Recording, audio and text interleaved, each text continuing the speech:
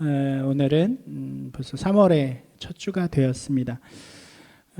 그런 것 같아요. 새해가 시작될 때도 보면 1월 1일 이때도 새해가 시작된다는 마음이 있잖아요. 그런데 이 3월이 시작되는 이 첫 주 또 첫날은 또 그런 느낌이 또 있는 것 같아요. 그러니까 우리가 아마도 학창 시절에 학기의 시작이 이때여서일 수도 있을 것 같고, 또 하나는 이제 차가웠던 겨울이 끝나고 따뜻한 봄이 시작되는 그 느낌이 우리에게 3월의 첫날을 주기 때문이 아닐까 좀 생각이 되어집니다. 겨울 동안 지난 한 해가 우리에게 보면 어떻게 보면 겨울과 같은 날들이었죠. 이제 좀 상황도 변해지고 좋을 것이라는 기대가 우리 가운데 있는데, 겨울이라는 시간 동안 좀 움츠렸던 우리의 신앙의 모습들이 귀한 봄이 찾아오는 이 시기에 함께 좀 활짝 피는 또 그런 시간이 되었으면 좋겠습니다. 또 사순절하고 이렇게 같이 있잖아요. 그러니까 이 사순절 시간을 통해서 좀 우리의 신앙들이 만개할 수 있는 그런 귀한 분들이 되시기를 주님의 이름으로 축복합니다. 우리가 계속해서 에베소서의 말씀을 보고 있죠. 제가 이 에베소서의 말씀을 이제 설교하기 위해서 묵상하고 준비하면서 바울의 마음과 이 신앙의 고백 가운데 참 많은 감동과 도전을 받게 되는 것 같습니다. 우리가 인간적으로 보면 바울이 이 당시의 상황이나 또 이 편지를 받는 이 에베소 교회 교인들의 상황이 그렇게 인간적인 눈으로 볼 때 좋은 상황은 아니었잖아요. 바울은 옥에 갇혀 있는 상황이었고, 에베소 교회, 물론 그 당시에 대부분의 교회들 그리스도를 믿고 따른다는 것이 쉽지 않은 박해와 어려움 가운데 있는 그런 상황 속에 있었지만, 참 이 바울의 고백이 위대한 거죠. 바울은 뭐라고 이야기하나요? 이 성도들을 향해서 여러분 참 행복한 사람들입니다. 여러분들은 하늘의 신령한 복을 받은 사람들이다. 이렇게 이야기를 하고 시작을 하죠. 그것을 담대하게 이야기하고 또 그것을 받는 에베소 교회의 성도들도 그 마음 가운데 그것을 함께 동의하며 우리가 이 어렵고 힘든 상황 속에도 불구하고 우리는 참 행복하다는 것을 주님 앞에 고백하고 감사하며 나아가는 거죠. 저는 우리 모든 성도님들이 이 마음을 함께 품는 분들이 되셨으면 좋겠습니다. 때로는 우리의 상황이 열악하기도 하고 힘들 때도 있고, 또 세상의 시선 속에서 참 마음이 어렵고 무거울 때도 있지만, 우리가 잊지 말고 또 놓치지 말아야 하는 것은 우리는 이미 하나님의 그 아름다운 복을 받은 사람들이라는 거죠. 그렇기 때문에 참 행복한 사람들이라는 거죠. 아멘이십니까? 우리 마음 가운데 그 복이 있으면 그 복 안에서 하나님이 주시는 평안과 기쁨을 누리는 하나님의 사람들이 되리라고 믿습니다. 저도 좀 그것을 담대하게 외치는 사람이 되었으면 좋겠어요. 어떤 상황 가운데 있는 사람에게라도 당신은 참 행복한 사람입니다 라고 외칠 수 있는 그런 목회자가 되었으면 좋겠다는 생각을 하게 되었습니다.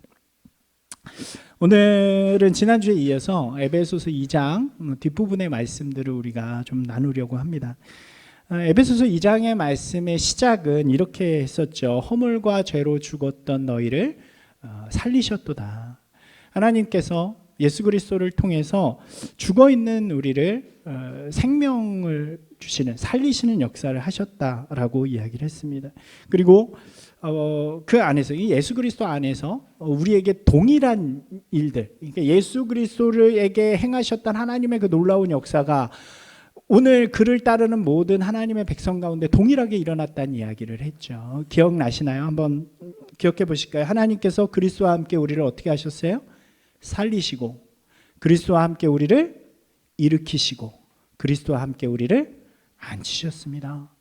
한번 이 고백이 너무 아름다운 고백이에요. 여러분이 이것을 좀 잊지 않으셨으면 좋겠어요. 한번 같이 해보실까요? 그리스도와 함께 우리를 살리시고, 그리스도와 함께 우리를 일으키시고, 그리스도와 함께 우리를 앉히셨습니다. 그래서 우리는 이제 죽음의 시간 가운데서 영생의 시간, 생명의 시간으로, 또 죽음의 자리 가운데서 구원의 자리로, 그리고 하늘의 유업에서, 죽음의 유업에서 하늘의 유업으로 이렇게 그것을 받는 자로 바뀌었다, 변화되었다라는 것이죠. 그리고 그 역사는 이미 하나님께서 그 옛날 이 세상을 창조하실 때부터 우리를 향하신 계획이라는 거죠. 바울은 이 2장의 첫 번째 죽어 있는 자에서 이제 살아서 하나님의 나라에 함께 앉은, 그래서 그 하나님의 작품으로 만들어진 이 우리의 모습들을 쭉 이야기함을 통해서 우리와 하나님과의 관계를 우리에게 이야기해 주고 있는 것입니다. 특별히요, 이 이야기 속에서 굉장히 중요한 단어가 있어요. 여기엔 등장하지 않지만 우리가 신학을 할 때 신학에서 굉장히 중요하게 쓰는 단어가 있는데 그것이 바로 소외라는 단어입니다. 이 의미는 외면당하고 차별당한다는 의미죠. 그죠? 허물과 죄로 죽었다는 것은 바꾸어 말하면 인간이 그들 스스로의 죄와 허물로 말미암아 하나님으로부터 소외받는 존재가 되었다는 거예요. 이것이 굉장히 중요한 신학적인 용어입니다.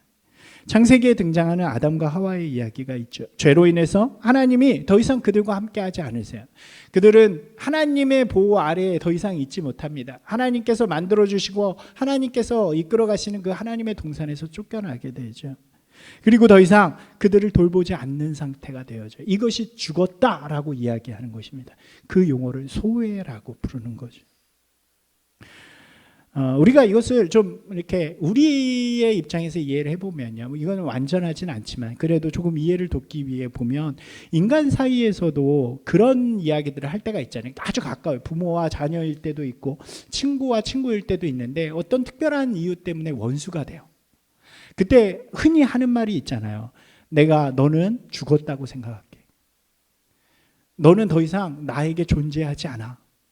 이 말의 의미예요. 소외라는 말이. 하나님 입장에서 죽었다라는 표현, 그것은 육체의 죽음은 이제 그로 말미암아 우리 가운데 온 것이라면 하나님과의 관계가 완전히 끊어져서 하나님 입장에서 이제 너희는 나하고 상관없는 자들이다라고 내쳐졌다는 거죠. 이게 소외입니다. 창세기의 타락의 이야기는 그것을 우리에게 보여주죠. 그런데 더 놀라운 은혜는 그 소외 가운데 하나님이 그냥 내버려 두시지 않으셨다는 거예요. 우리가 지난주에 본 것처럼 하나님께서 마치 이렇게 버려두셨지만 너 가! 너 이제 나 죽은 자야. 나에게 죽은 자야. 나랑 상관없어 라고 했지만 저 뒤에서 보이지 않는 곳에서 잘 있나? 잘 살아가고 있나? 그렇게 보고 계시는 하나님의 은혜가 이 구원의 역사로 이어지는 이야기들인 거죠. 그들을 그냥 소외 가운데 두지 않으세요. 그리고 비록 잘못해서 너를 없는 사람처럼 여기겠다고 하셨지만 그 문제를 해결하기 위해서 그 사랑으로 그 문제를 해결하기 위해서 직접 나서시는 이야기가 예수 그리스도의 이야기가 되어지는 거죠. 그래서 성경은 우리에게 이렇게 이야기해요. 이 에베소서와 함께 쓰여졌다고 생각되어지는 골로새서 거의 비슷한 내용인데 골로새서 1장 21절 22절 제가 읽어드리겠습니다. 전에 악한 행실로 멀리 떠나 마음으로 원수되었던 너희를 이제는 그의 육체의 죽음으로 말미암아 화목하게 하사. 여기서 쓰여진 이 단어들이 바로 소외의 의미예요. 원수되었던, 멀어졌던, 떨어졌던.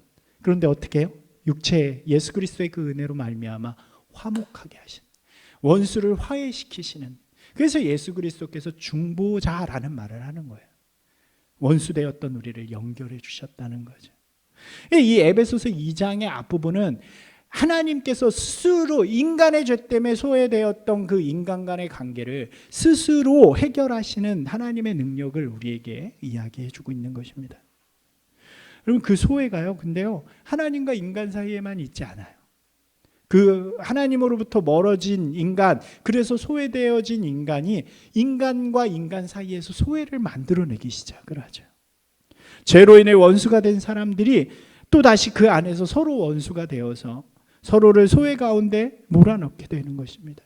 차별 가운데 몰아넣게 되고요, 외면하고요, 혐오 가운데 살아가는 그런 세상을 만들어가게 되는 거죠. 요즘 핫한 이슈들이 너무 많잖아요. 뉴스만 보면 많이 나오는 이야기들 중에 하나가 어떤 스포츠 스타가 누구를 어렸을 때 했다, 어떤 스타가 또 그랬다, 이런 학폭에 대한 이렇게 제보들이 넘치고, 또 지난주에 안타깝게도 어떤 이슈가 되었던 군인이 자살을 하게 되고, 또 그 외에도 많은 차별의 이야기들, 혐오의 이야기들이 우리 사이에 넘쳐나게 되어지죠. 여러분, 하나님과 인간 사이의 죄는 관계라고 말씀드렸잖아요. 그리고 인간과 인간 사이의 이 소외도 그 관계 가운데, 관계의 소외 속에서 그 죄악들이 시작되어진다라고 이야기할 수 있죠. 많은 사람들이 적은 사람들을 소외하고 강한 사람이 약한 사람을 차별하며 많이 가진 사람이 적게 가진 사람들에 대해서 외면하고 권력을 가진 자들이 피지배자들을 혐오하기도 하는 그런 세상을 만들어 갔다는 것입니다. 이 바울은 이 소외에 대해서 우리에게 이야기해 주고 있어요. 에베소 교인들에게도 이야기해 줘요. 여러분, 이게요, 에베소 교인의 입장에 가서 오늘 우리가 이 말씀을 한번 들어볼 필요가 있어요. 인간에 대한 하나님의 소외는 인간의 죄와 허물로 인해서 시작이 되었다고 했잖아요. 하나님이 인간을 외면하게 만드는 이유가 되었어요. 그리고 그 외면된 인간들이 서로를 외면하기 시작하는 거죠. 서로를 소외시키기 시작하는 거죠. 그런데 이 죄악된 길의 반전이 시작되어지는 거죠. 그것은 바로 하나님 스스로가 그 소외한 인간들, 소외된 인간들을 향해 찾아오시는 이야기를 통해 시작된 것입니다. 그 예수 그리스도의 이야기라고 말씀드렸죠. 비록 그 시작이 죄인인 인간의 잘못 때문이었어요. 그럼에도 불구하고 하나님께서는 그 인간을 놓지 않으시고 사랑으로 그들을 다시 만나서 그들과 함께 사랑하기 위해서 그들 가운데 내려가시는 거예요. 그 문제가 해결돼요.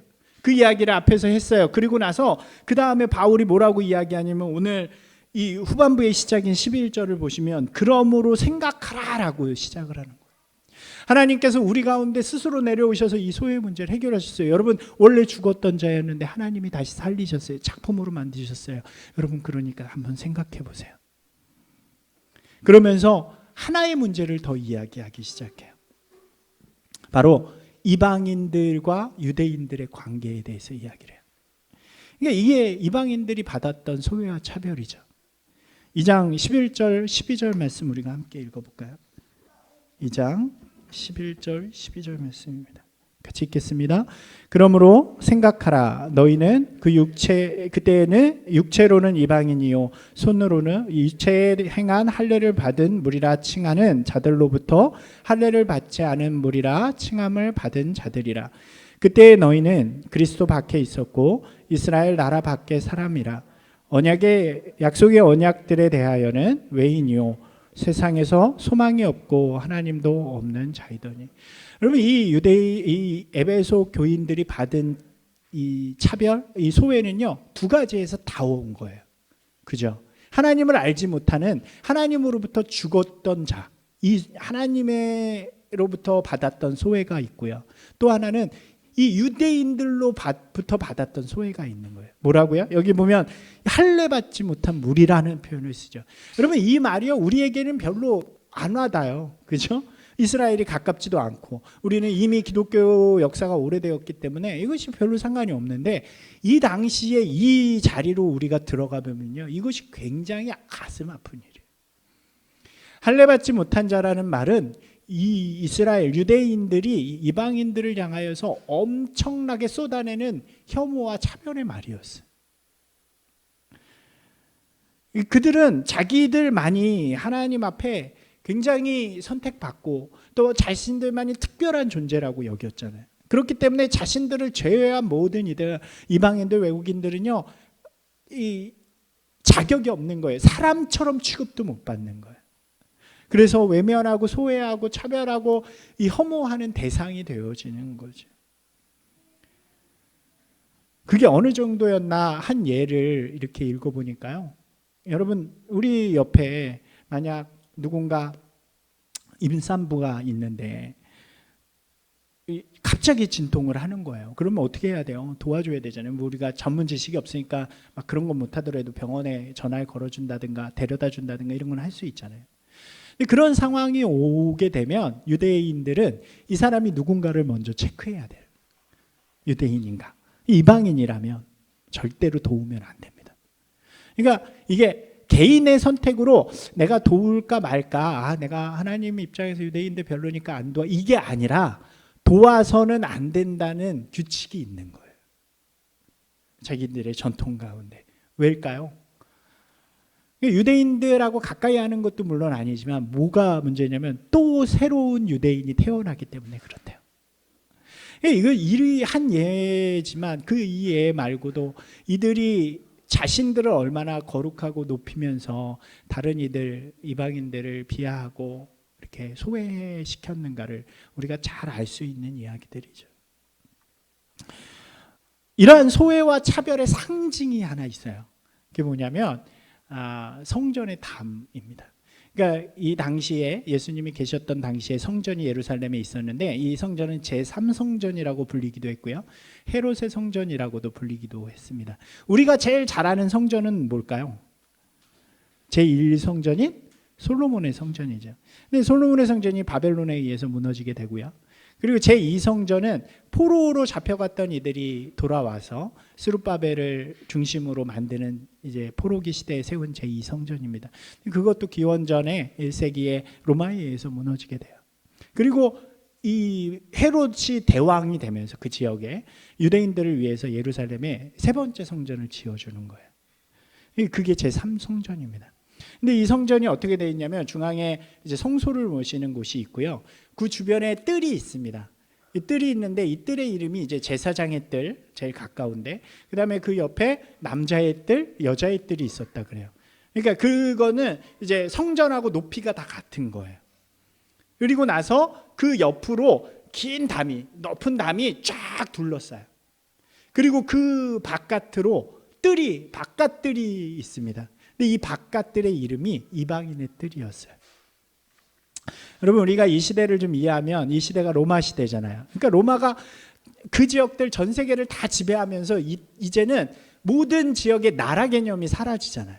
그러니까 뭐가 들어오냐면 거기는 지금으로 말하면 글로벌 시대가 된 거예요. 그러니까 누구나 갈 수 있는 데가 된 거죠. 예루살렘도 유대 땅도 외국인들이 쉽게 드나들 수 있는 곳이 된 거예요. 근데 이 글로벌 시대에 정말 어울리지 않는 공간이 하나 있는 거죠. 이게 성전입니다. 누구나 와요. 그 당시에 또 포교가 시작이 되었기 때문에 이방인들 중에서도 하나님을 믿는 사람들이 생겨나요. 디아스포라를 이렇게 이동해서 많은 사람들이 그곳에서 신앙생활을 하다 보니까 이방인들, 외국인들 중에 그 모습을 보고 나도 하나님을 좀 믿고 싶다. 그리고 개종하는 사람들이 생겨나요. 여러분 그렇잖아요. 우리도 그런 마음 갖고 있잖아요. 왜 이렇게 언제 한번 이스라엘 한번 가보고 싶다. 가서 이렇게 예수님 기도하셨던데 뭐 이렇게 가보고 싶은 마음들이 있잖아요. 이걸 뭐라고 불러요? 모르시나요? 성지순례잖아요. 성지순례. 저도 못 가봤어요. 저도 못 가봤는데 아마 이 사람들도 그랬던 것 같아요. 이방에서 하나님을 섬기기로 한 사람들이 유대 땅으로 많이 와요. 절기가 돼도 오고 많이들 옵니다. 그런데 이들이 갈 수 있는 한계가 있는 거예요. 어디요? 이방인의 뜰까지밖에 못 가요. 멀리서 성전을 보고 성전에서 이루어지는 일들을 볼 수는 있어요. 그런데 뭘 못 넘어요? 그 담을 못 넘는 거예요. 그 담은 오로지 유대인들만 갈 수 있는 거예요.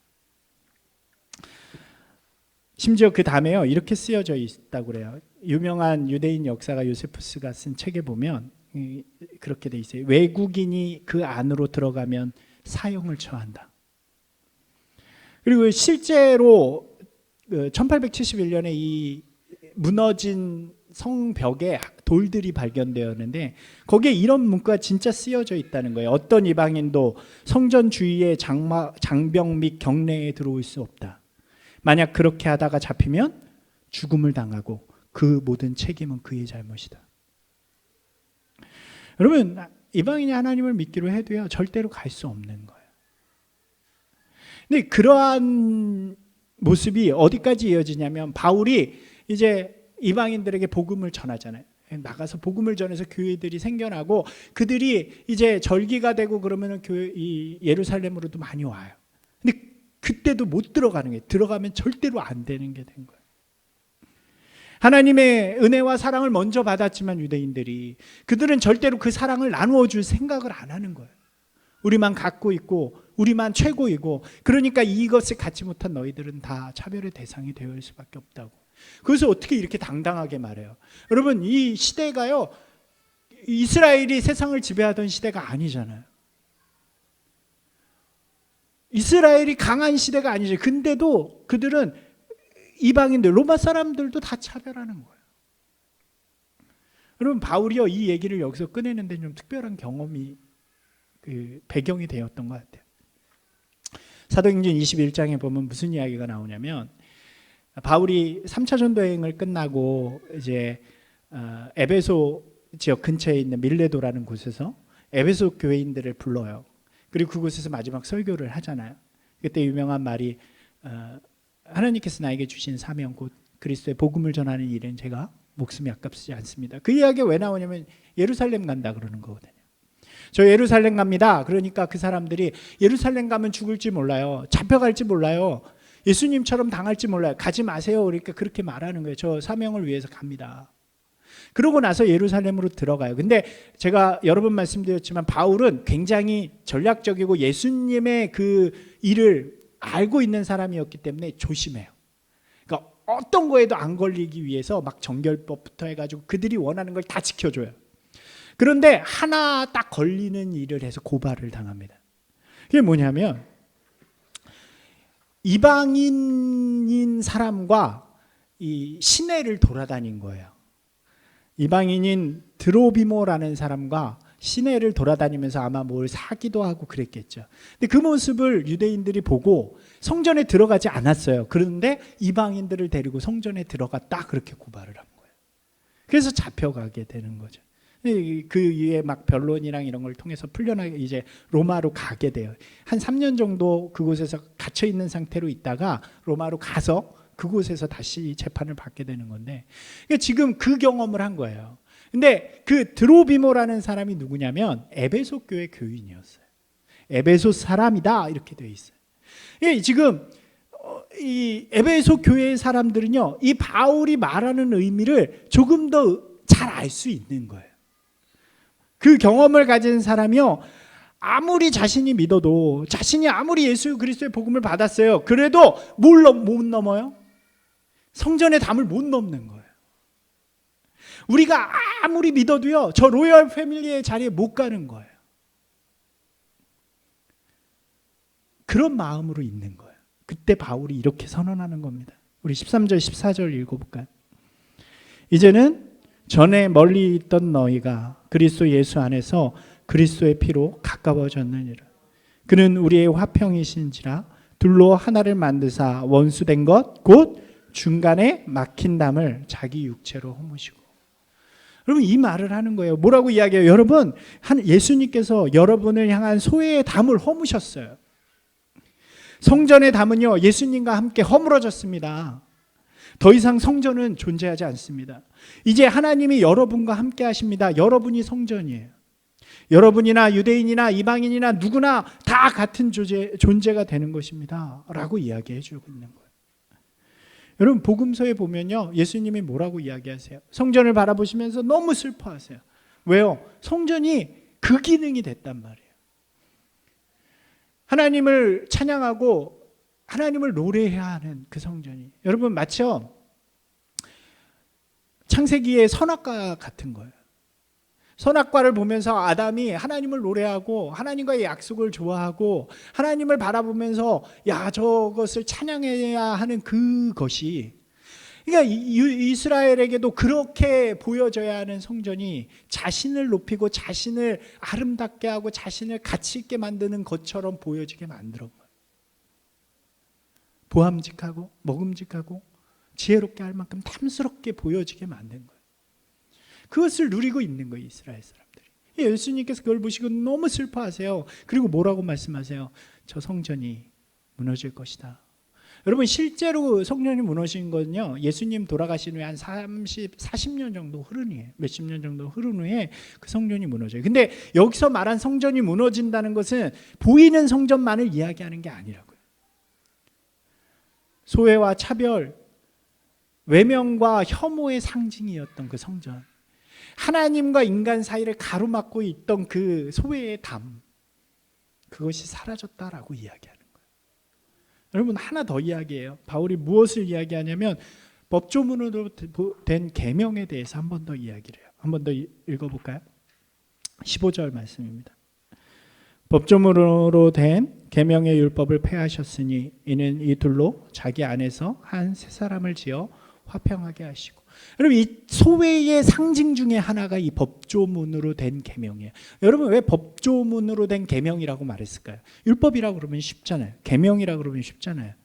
근데 왜 이렇게 이야기했냐면 여기에는 굉장히 중요한 바울의 마음, 바울의 신학이 담겨 있죠. 여러분, 바울은요 율법을 공부한 사람이라고 그랬잖아요. 그리고 바리새인이었어요. 그런데 그가 공부하고 지키고 또 목숨처럼 가지고 있었던 그 율법은 율법의 주의였어요. 이게 무슨 얘기냐면 모든 계명, 모든 법들은요 그것이 가진 가치와 목적이 있고요. 그리고 그것을 구현해내는 규칙이 있습니다. 맞나요? 모든 법, 우리나라 법도 마찬가지예요. 그런데 이 법은요 가치와 목적은 변하지 않아요. 하지만 이 규칙은요 시대에 따라, 문화에 따라, 뭐에 따라 계속 변화돼요. 여러분, 우리나라 법도 마찬가지잖아요. 한 30년 전, 40년 전의 법들이 지금 우리하고 상관없는 것들이 많죠. 뭐 머리를 짧게 자르라든지 또 뭐 있나요? 뭐 하여튼 옛날에 있었던 그 카메라, 속도 카메라만 해도 맨날 달라지잖아요. 옛날에는 60, 70이었는데 이 시대가 바뀌면서 안전이 중요시 되니까 50으로 바뀌고 어떤 데는 20도 있더라고요. 속 터져요. 그래도 어떻게 지켜야죠. 여러분 보세요. 어느 게 중요한가요? 가치와 목적이 중요하죠. 그런데 이 당시의 바리새인들 그리고 율법주의자들은 이 가치는 생각을 안 해요. 뭐만 지켜요? 규칙만 지키는 거예요. 그래서 사람이 죽어가도 규칙에 어긋나면 안 살리는 거예요. 예수님께서 38년 된 병자를 일으키셨어요. 그래서 그가 신나서 그 자기의 있던 것들을 들고 천막들을 들고 막 가는데 바리새인이 나타나서 그에게 한 첫 마디가 뭔지 아세요? 너 왜 안식일에 일해? 같은 이스라엘 사람들이었어요. 그 오랫동안 병들어 있는 걸 봤어요. 그가 일어났으면 함께 기뻐해주고 함께 그 노래해주는 게 그것이 마음 아닐까? 근데 이들은 그렇지 않았다는 거예요. 그것이 담과 벽이 되어서 이 이방인들을 향한 소외와 차별로 가게 되죠. 예수님께서 허무셨다는 거예요. 법조문으로 된 계명을 폐하시고 이제 사랑의 계명으로 우리 가운데 새롭게 언약의 말씀을 주셨습니다라고 이야기하는 거예요. 여러분, 우리가 원래 죽었던 자예요. 그래서 하나님으로부터 소외받았어요. 그리고 그 소외는 하나님이 선택한 사람들이라는 저 유대인으로부터도 소외를 받았어요. 여러분, 드로비아에게 얘기 들으셨죠? 그런 차별을 받았어요. 그런데요, 여러분 그런 사람 아니라고요. 하나님께서 그 차별을 해결하시기 위해서 하나님의 아들을 여러분을 위해 보내주셨다고요. 그와 함께 살리시고 그와 함께 일으키시고 하늘의 유업까지 주셨어요. 여러분, 유대인들이요, 걱정하지 마세요.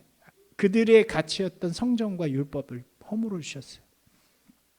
이제요, 우리 다 같은 사람이에요. 그러면서 뭐라고 이야기하나요? 19절 말씀 읽어보겠습니다. 그러므로 이제부터 너희는 외인도 아니요 나그네도 아니요 오직 성도들과 동일한 시민이요 하나님의 권속이라. 여러분, 이 권속이란 말이 뭘까요? 이게 놀라운 말씀이에요. 가족이란 말이에요. 가족. 여러분, 다 하나님 안에서 한 가족입니다. 하나님 안에서 형제 자매입니다. 이 얼마나 은혜가 될까요? 여러분, 그 당시에 이 에베소 교인의 마음으로 돌아가 보면요, 이것이 우리에게 얼마나 큰 은혜가 되는지 몰라요. 지금 아마 우리에게도 이 말씀이 너무 큰 은혜가 될 거예요. 우리요, 다 하나님 안에서 놀라운 역사, 이 소외와 차별을 모두 이겨내신 또 승리케 하신 하나님의 역사가 오늘 우리 가운데 있다는 거예요. 그러면서 이렇게 이야기해요. 오늘 읽은 말씀이에요. 다시 한번 읽어볼게요. 20절에서 22절 말씀입니다. 너희는 사도들과 선지자들의 터 위에 세우심을 입은 자라. 그리스도 예수께서 친히 모퉁이돌이 되셨느니라. 그의 안에서 건물마다 서로 연결하여 주 안에서 성전이 되어가고 너희도 성령 안에서 하나님이 거하실 처소가 되기 위하여 그리스도 예수 안에서 함께 지어져 가느니라. 아멘. 이게 하나님의 한 가족이 되었어요. 여러분, 이제 하나님의 한 가족으로 우리 살아갑시다. 보이는 성전 무너졌어요. 그래서 여러분들이 이제 하나의 성전이 돼요. 그것을 위해서 어떤 일들을 하셨냐면 예수님께서 주춧돌이 되셨어요. 이 모퉁이돌이 뭐냐면 그 집을 세울 때 여러분 생각해 보면 어느 게 가장 중요할까요? 돌 위치 중에 각진 이쪽과 이쪽 면을 잇는 이 자리가 중요하죠. 그게 모퉁이돌이에요. 주춧돌과 같은 말이에요. 가장 중요한 돌이 되셨어요. 기본이 되어 주셨어요. 이렇게 이야기하는 거예요. 여러분 제가 이것을 생각해 보면서 우리 세종시를 한번 생각해 보세요. 이 세종시가 세워질 때 제가 이렇게 왔다 갔다 해봐서 알거든요. 지금도 아파트가 지어지는 모습들 우리가 보죠. 여러분 아파트가요 여기 어떻게 되면 계획적으로 세워지잖아요. 어느 구역에 이 아파트가 들어서면 어떻게 하냐면 그 아래에 터부터 만들어요. 그죠? 이만한 터를 만들어요. 그리고 나서 그 터 위에다가 공간 이렇게 공원 같은 것도 짓고 길도 짓고 한 동 한 동 세워가잖아요. 그게 다 되면 하나의 아름다운 아파트가 되어지는 거죠. 여러분 그 기반이 예수 그리스도가 되셨다는 거예요. 주춧돌이 되셨대요. 그리고 우리 한 사람 한 사람은 뭐가 되냐면 그 동이 되고 건물이 되고 이 공원이 되고 막 이렇다는 거예요. 그게 다 일어나요. 그러면 어떻게 돼요? 그게 동과 동이 이어지고 건물과 건물이 이어지고 공원이 그 안에 있고 그래서 아름다운 하나의 공동체가 돼. 이게 하나님이 우리에게 이루어 주신 교회라는 거예요. 이 땅 가운데 세워진 하나님의 나라. 여러분 그렇게 사십시오라고 이야기하는 거예요. 여러분 이것이 우리에게 얼마나 큰 은혜가 됩니까? 여러분 오해하지 마세요. 우리가 이름은 세종 프라미스 교회라는 이름으로 세워졌지만 교회는요 우리 이 땅에 사는 모든 성도들이 여기 뭐라고 이야기해요? 말씀대로 보면 이렇게 이야기하잖아요. 그의 안에서 건물이 건물마다 다 연결되어진다. 이 건물은 보이는 건물이 아니라 우리 자신을 이야기하는 거예요. 우리와 우리 믿는 사람들이 다 연결되어져서 우리의 모습 안에 누가 임해요? 하나님이 임해요. 그래서 이 모습을 어디다 보여줘요? 세상에 보여주는 거예요. 우리 교회입니다. 우리 하나님의 나라입니다. 그 모습을 통해서 소외받고 차별받는 지금 그런 사람들이 이 땅 가운데로 함께 올 수 있도록. 여러분 바울이요 이 이야기를 통해서 에베소 교인들에게 하고 싶었던 말이 뭘까요? 아마도 첫 번째는요 이거 여러분 알고 깨달으면 좋겠어요 라는 거겠죠. 여러분 소외된 자 아니에요. 여러분 외인 아니에요. 여러분 나그네 아니에요. 여러분 짜투리로 받은 은혜 아니에요. 누구한테 줄려다 부스러기로 떨어져서 그것을 얻어먹는 사람 아니에요. 여러분 하나님이 여러분을 태초부터 계획하시고 구원하시기 위해서 반드시 하나님의 작품이에요. 여러분 이거 기억하세요. 여러분 교회예요. 똑같아요. 이 세상 가운데 하나님의 멋진 사람이에요. 그것을 마음에 가지세요. 이게 첫 번째였어요. 근데 거기서 끝나지 않아요. 두 번째는 뭐예요? 이제 그 땅에서 이 땅에서 그리스도께서 불러주신 그 교회로서 아름다운 모습으로 살아가세요. 여러분이 받았던 소외와 차별 있죠. 외면과 혐오 있죠. 여러분 그거 이제 여러분 그거로부터 벗어났다고 해서 여러분만 벗어났다고 해서 안 벗어난 사람들을 향해서 똑같이 하면 그것은 하나님의 뜻이 아니에요. 똑같이 여러분이 받았던 소외와 차별, 외면과 혐오를 그대로 세상에 던지는 사람이 아니라 하나님께서 예수 그리스도를 통해 그 담을 허무신 것처럼 여러분의 삶의 자리에 있는 모든 담들을 허물고 이 세상을 향해 그 하나님의 사랑과 은혜를 보여주는 사람이 되세요. 여러분 참 우리의 모습이 그렇잖아요. 갑질을 많이 욕하면서도 우리가 갑이 되는 자리에 가면 그걸 누리려고 할 때가 많죠. 그래서 어떤 사람은 그래요. 우리 모두는 누군가의 을인 동시에 갑이다라고 이야기하잖아요. 막 그런 욕을 하면서 식당에 가서 내가 돈 냈다는 이유로 그것을 막 이렇게 누리기도 하고 그 내가 원하는 것을 얻지 못했다고 해서 그 분을 풀기도 하는 모습들이 우리 가운데 있죠. 내가 소외와 차별을 당할 때 그토록 억울해하지만 그런 자리에서 너무도 쉽게 우리의 마음을 쏟아낼 때도 많죠. 여러분 우리 그리스도인은요 그런 사람이 돼서는 안 된다는 거예요. 왜요?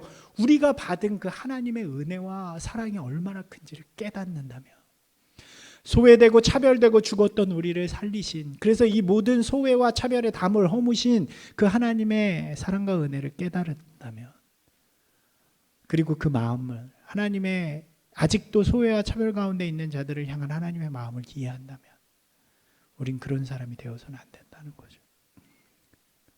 이 이야기를요, 바울은 뒤에서 좀 더 적용하면서 이야기를 해요. 우리가 뒤에 가서 자세히 보겠지만 이렇게 이야기해요. 여러분, 그러니까 옛사람을 벗어버리고 새 사람을 입으세요. 그러면서 이 관계, 이 소외와 차별의 관계를 새롭게 설정해 주는 몇 개를 이야기해요. 여러분, 한번 그 얘기만 하고 갈까요? 이 당시에 소외와 차별을 가장 느낄 수 있는 것들이 뭐가 있었을까요? 여기 뒤에 에베소서 뒷부분에 보면 세 가지 관계를 이야기해요. 뭐냐면 아내와 남편, 그리고 자녀와 부모, 그리고 주인과 종. 이전에는요, 둘이 혐오와 소외와 차별의 관계였어요.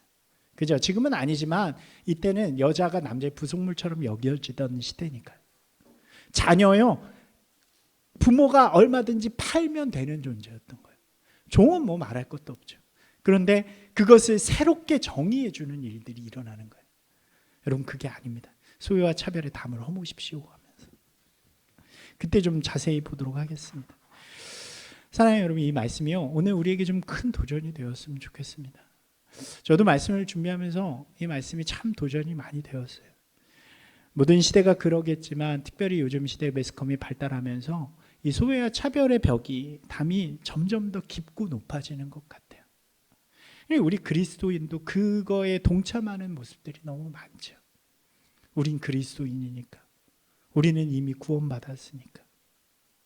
그런 어떠한 잣대를 대놓고 하나님의 율법의 조문이 무너졌음에도 불구하고 그 법조문을 갖다 대면서 그렇지 못한 사람들을 차별하는 모습들이 우리 가운데도 너무나도 많이 있죠. 여러분, 하나님께서는요, 그 소외와 차별의 시대를 끝내시고자 이 땅 가운데 예수 그리스도 인간의 몸을 입고 이 땅에 오신 거예요. 그리고 그 모든 소외와 차별의 담을 허무셨죠. 죽음을 통해서. 여러분, 그 길을 따르는 우리도요, 이제 그렇게 살아가기를 소망합니다. 우리에게 있는 소외와 차별의 담, 외면과 혐오의 담들을 좀 허물어 버리세요. 싫을 수는 있어요. 그죠? 잘못됐다고 말할 수는 있어요. 그게 나쁘다는 게 아니에요. 그것을 차별하고 혐오하는, 누구든지 잘못된 사람을 보면, 잘못됐다고 보면 그것이 잘 될 수 있는 기대를 가지고 기도하는 것이 그리스도인의 역할이 되어야 하는 것입니다. 우리 모두가 삶의 자리에서 이 주의 은혜에 감사하면서, 우리를 위해 이 담을 허무신 그 은혜에 감사하면서, 또 우리 삶의 자리에서 모든 이들을 향해 그 담을 허물고 사랑으로, 은혜로 나아가는 저와 여러분이 되시기를 주님의 이름으로 축원합니다.